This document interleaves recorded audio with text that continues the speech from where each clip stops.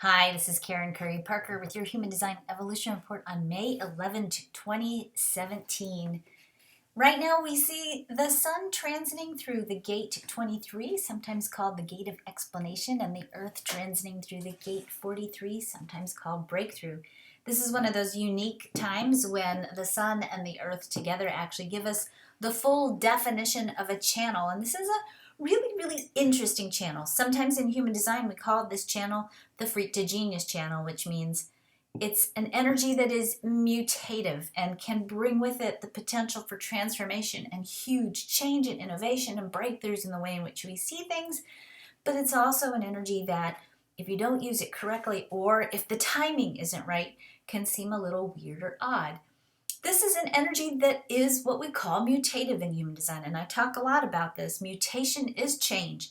When you carry a lot of mutation or when we work with mutation, things are supposed to be strange, different, or new. And sometimes when we bring or we work with this energy and we're talking about this new, whatever this new is that you're bringing, your new thoughts, your new mindset, your new ideas, your new possibilities that you're bringing out into the world, because it's new, we sometimes don't have a paradigm for it.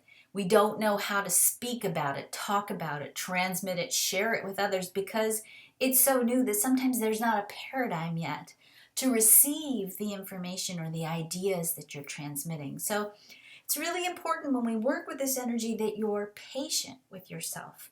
You're patient with your capacity to transmit or explain that which you know. And sometimes this energy gives us knowingness, and it doesn't always give us knowingness with the instruction manual. It's just you know.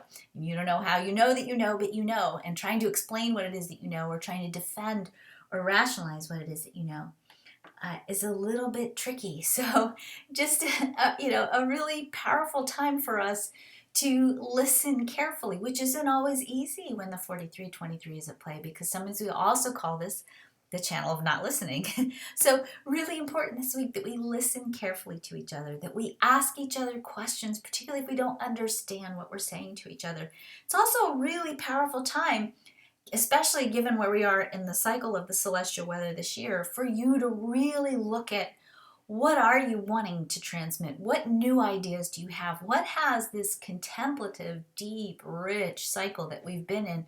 What ideas have been brought to you? What ideas have bubbled up into your awareness and given you new perspectives, new ideas, new mindsets that you are willing to fight for, where they are willing to transmit and share, that you are willing to give to the world in whatever way that you want to give to the world, so that you can take leadership in whatever it is that you've mastered and whatever it is that you've gleaned and whatever it is that you've synthesized over the last few months in your process of sorting through the past, the present, and the future, and weaving together insights and ideas that perhaps are rocking your world and shifting you and changing you in ways that maybe you haven't really recognized up until this point. You might be surprised that this week you have clarity, and maybe clarity for the first time in a long time, about what needs to happen next. Themes of this week, we are changing the way we think about things. We are taking the blessings from the past, we're marrying them to innovation and new understandings, and seeking to find ways to share and explain what we know and what we've learned. But this energy can be hard to transmit. As I said, it's new. And sometimes we don't have a paradigm for what's new, so we struggle to share. We get lost in our heads and we don't hear what others are saying to us. Take your time. Don't share unless you're asked. That's the whole key here between being perceived as a freak or a genius. When people ask you're a genius, if you're just sharing it, they think you're a little off, okay? So wait until you're asked, and then be gentle with others if they don't seem to understand or they're lost in their own thinking. Remember, this energy impacts us all. Things have the potential this week to feel a little strange or weird. Innovation is different, so we're learning to have the courage to stick to our unique perspectives and to not compromise what we know. Be prepared for the world to look a little strange. The innovations of this week will ultimately cause us to embrace the blessings of the past, but to move forward into a future that gives us permission to redefine ourselves and tell ourselves a new, empowered story of who we are. We're continuing to come out of the cosmic goo and integrating what we've been contemplating for the last few months. We're letting go on a deep level and finishing up what needs to be released in order for us to emerge into the spring creative cycle with a new definition of who we are and a new mindset. We're connecting with each other on a soul level. Venus is bringing us energy for integration, thinking, and processing.